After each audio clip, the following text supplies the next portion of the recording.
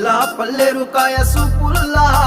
సిక్కి అల్లాడినానే సే పల్లా పసిడి పచ్చాని అరసే తుల్లా ధార పోస్తా ప్రాణాలు తానే అడగాల సీతా